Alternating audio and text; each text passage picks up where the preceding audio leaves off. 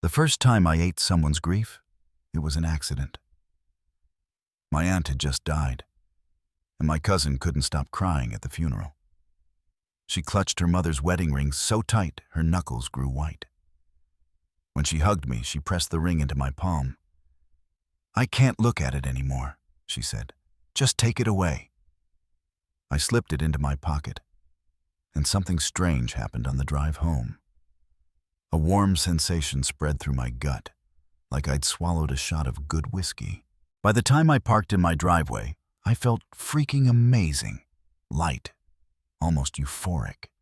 Meanwhile, my cousin called to thank me. She'd finally slept through the night. "It's like a weight lifted," she said. I didn't make the connection until 2 weeks later. I was stress-eating a gas station cherry cupcake, the kind with that nuclear red icing that stains everything it touches. The ring remained in my pocket, and when I pulled it out to look at it, some of that sticky icing smeared across the metal. Without thinking, I licked it clean, and when the ring touched my tongue, it dissolved, melting like cotton candy, while that same warmth flooded my system, only stronger this time. Much stronger. That's when I understood what had happened. Somehow, I ate her grief. 5 years passed, and I turned it into a business. Not officially, of course. You can't exactly put grief eater on a business card. But word spread among the desperate. The process was simple. Bring me something that connects you to your dead loved one. Something that holds your pain. I consume it, and your grief disappears. I charged based on the intensity. 1,000 for a parent, 500 for a sibling, 250 for a grandparent. Pets were a flat 100. The pricing wasn't based on science, but on how much the grief would screw me up afterwards. But I didn't tell my clients what happened to their grief afterward. It didn't disappear. It lived inside me. I'd consumed the emotional trauma of 78 dead loved ones, and each one had left something behind. A whisper, an itch, a memory. That wasn't mine. I called them the chorus. Most days, I could handle them. They were just background noise, the mental equivalent of a TV left on in another room. But lately, they'd been getting louder, more demanding. The whispers had become conversations. Conversations had escalated into arguments. Pleas had replaced the arguments. Let us out. Let us see them. We miss them. I ignored them and kept eating. The warmth that followed consuming grief had become addictive, better than any drug I'd tried. And I'd tried plenty. The business was just an excuse to keep feeling that rush. Ever since I was a kid, I'd had the same recurring nightmare, being trapped inside my body, conscious but unable to move or speak, while something else controlled me from within. I'd wake up screaming, drenched in sweat, grateful to be back in control. As I got older, the nightmares became less frequent, but more intense. The idea of being reduced to a passenger in my own flesh terrified me more than death itself. I'd rather cease to exist than exist as a prisoner inside my body. I never connected these nightmares to my new profession, never saw the warning signs, until it was too late. On a rainy Tuesday, a woman brought me her brother's baseball cap. He'd killed himself 3 months ago, and she hadn't slept well since. She passed me the cap with trembling hands. "Will it hurt?" she asked, her fingers still gripping the frayed edge. "Not you," I said. When she left, I locked the door and stuffed the cap into my mouth. The fabric dissolved against my tongue, releasing a bitter wave of sorrow that made my eyes water. I chewed faster. The sooner I got it down, the sooner the pain transformed into that familiar warmth. Except this time, something different happened. As the last threads disappeared down my throat, I heard a man's voice, clear as day, say, "Finally." And then my hands weren't my hands anymore. I tried to move them, but they stayed flat on the desk. I tried to stand, but my legs ignored me. My breathing sped up, but I wasn't the one speeding it up. "You've been so selfish," the voice said. "Keeping us all in here, not letting us reach them." I tried to respond, but my mouth wouldn't open. Panic crawled up my spine as I realized what was happening. I was still here, still conscious, but I wasn't in control anymore. I was a passenger in my own body. My lifelong nightmare was unfolding in real time. The terror I'd woken from 100 times was now my waking reality. "It's our turn now," another voice in my head said. A woman's voice, elderly, unfamiliar. "You've kept us quiet long enough." The next few hours were a blur of psychological torture. My body moved without my permission. My hands opened drawers, searched through files, and found my client list. My mouth formed words that weren't mine, practicing different voices, different cadences. The chorus was figuring out how to drive. They let me surface just enough to feel the full horror of my situation. I screamed, but they pushed me back down into the darkness. The claustrophobia of being caged inside my skull was worse than any physical pain I'd ever experienced. Like being buried alive, but still able to watch the world through a window. By nightfall, they had a plan. I woke up on my kitchen floor surrounded by shattered glass. The clock said 3:47 a.m. I'd lost 9 hours. My phone showed 17 missed calls from unknown numbers. There was blood under my fingernails, and my mouth tasted like copper and salt. When I tried to stand, the world tilted sideways. "What the hell?" I said. But the words felt wrong in my mouth, like my tongue had forgotten how to shape them. "We've been waiting for this," a voice that wasn't mine said. It was coming from inside my head, but it wasn't a thought. It was someone else, someone new. For someone who could hold enough of us. I stumbled to the bathroom and flipped on the light. In the mirror, my face looked wrong. My expressions weren't mine. My eyes focused and unfocused, as if someone else was controlling them. "No," I said. "This isn't happening." "Oh, but it is," the voice replied. "You've been so generous, making space for us. And now we're going to return the favor." My hand rose to my face, but I wasn't the one moving it. I tried to scream, but my lips stayed sealed. My worst nightmare had always been this: losing control, being trapped inside while someone else drove. And now it was happening. This wasn't a metaphor or an exaggeration. This was the literal manifestation of the terror that had haunted my sleep since childhood, come to life in the waking world. "Don't fight it," whispered another voice, a woman's this time. "You'll just make it worse." And suddenly, the chorus wasn't background noise anymore. They were front and center, rising like a flood, and I was drowning in them. They took my body out for a test drive, and I remained conscious for every terrible moment of it. I saw everything through my eyes, but I was just a passenger now. They used my voice to talk to each other, arguing over who got control next. "The brother should go first," said my mouth in a voice that wasn't mine. "He's the newest. He hasn't seen his sister yet." My head nodded without my permission. 15 minutes each," said another voice, using my vocal cords, "until we figure out a better system." They were dividing me up like I was a timeshare property, and there was nothing I could do but watch. The suffocating horror of being reduced to an observer in your own life is impossible to describe to someone who hasn't experienced it. My body drove to the woman's house, the one who brought me her brother's cap yesterday. The chorus knew where she lived because her brother knew. They rang the doorbell. When she answered, her face transformed from confusion to terror. "Tommy?" she said. "Hey, sis," my mouth said in her brother's voice. I'm back. She backed away, shaking her head. No, you're that person. The one who took the cap. What are you doing? It's complicated, my mouth said. But I needed to see you, to tell you it wasn't your fault.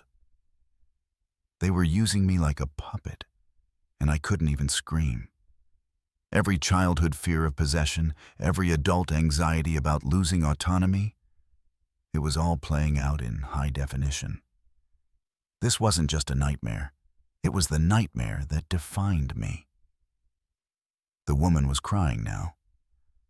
This isn't funny. You need to leave. Remember that summer at Lake Michigan? When I pushed you off the dock and you lost your new sunglasses? I said a fish took them. Her face went pale. Nobody knew about that. I did. I do. My hand reached out to touch her face. I need you to do something for me now. What? She whispered. I need you to give him something else. Something with more grief in it. My journal, it's under the mattress.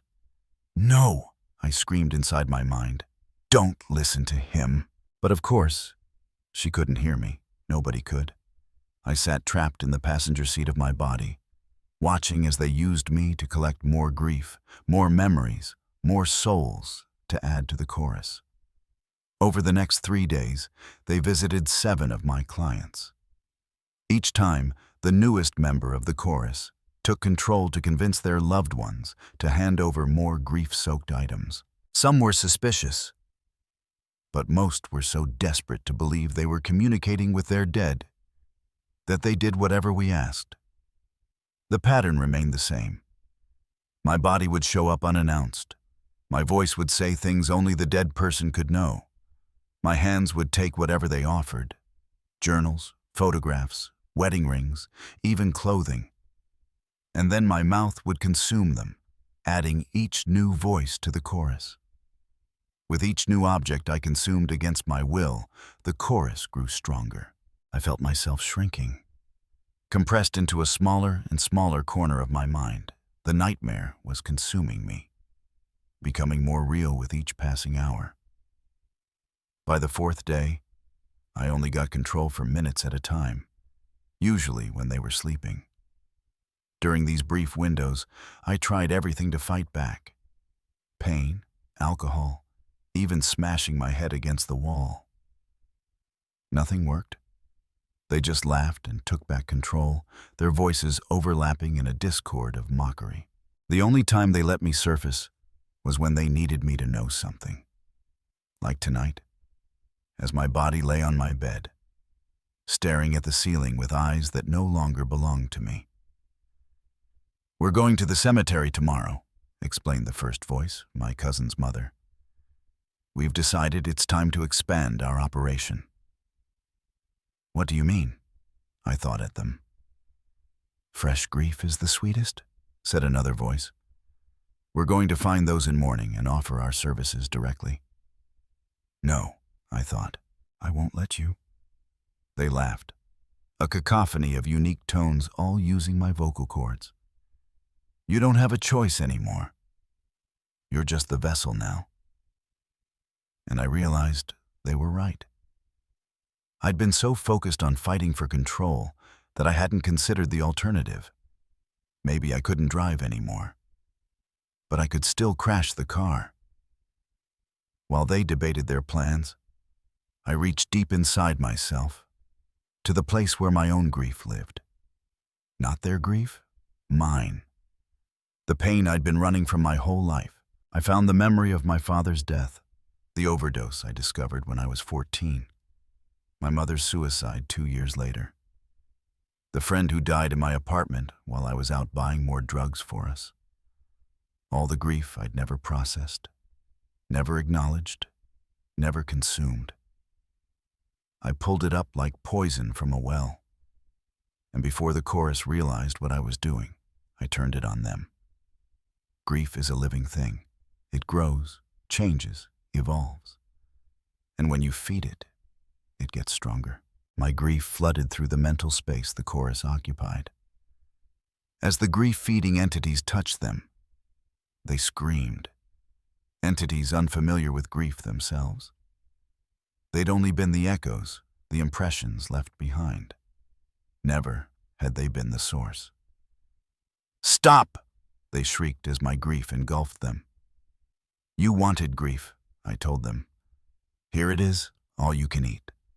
I forced every painful memory through my consciousness, every loss, every regret, every moment of despair I'd ever experienced. I'd spent my life running from these feelings. But now I embraced them. They were my weapons. The chorus splintered under the assault. Some voices faded altogether, others fragmented into whispers. A few of the strongest pushed back, trying to regain control, but the assault weakened them. For the first time in days, I moved my hand when I wanted to. I dragged myself to the bathroom, teeth clenched against the battles still raging in my mind. In the mirror, my face was gaunt, eyes bloodshot. I looked like I'd aged a decade. But they were my eyes again, at least for now. "This isn't over," hissed one of the remaining voices. "We'll wait. We'll grow stronger again." "No," I said aloud, my voice hoarse but my own. "You won't." I opened the medicine cabinet and removed a pocket knife, the one my grandfather gave me before he died. The one object I'd never consumed despite its grief potential, because it was too precious. I put it in my mouth. Cold metal touched my tongue. I bit down, feeling it dissolve. But this time, instead of swallowing the grief, I focused on my grandfather's love. The pride in his eyes when he gave me this knife. How he taught me to whittle. Wonderful memories accompanied the pain. The knife dissolved into a burst of emotion. Not just grief, but joy, love, pride, nostalgia. And I realized my mistake all these years. Grief? It's not the pain that destroys you, It's all that love suddenly homeless, pounding on your ribcage, demanding somewhere to exist. And by consuming only the pain, I'd been creating these hungry ghosts, these fragments of people composed of sorrow. I opened my mouth, ready to tell them this revelation. But there was no response. The chorus had gone silent. For now, at least. The next morning, I purged my apartment of all the grief objects I'd collected over the years, not by eating them, I'd never do that again, but by returning them to the families they belonged to. Some people were angry when I showed up at their doors. Others were confused. A few even begged me to take their grief back. I couldn't. I wouldn't. Each returned object lifted a weight from me. With every tearful conversation, every awkward explanation, every apology, the voices in my head grew fainter. Not gone completely. I could still hear them sometimes, especially at night, but more like memories than invaders. I thought of them not as the people they once were, but as wounds that needed healing, both theirs and mine. For the first time in months, I slept without the old nightmare. The terror of being trapped in my own body had lost its power over me, not because it wasn't frightening anymore, but because I'd lived through the real thing and survived. I'd faced my worst fear and come out the other side. I stopped taking clients, moved to a different neighborhood, and changed my phone number. But people still found me, desperate for relief from their pain. Instead of eating their grief, I listened to their stories. Sometimes that was enough. Sometimes it wasn't. But it was honest work, at least.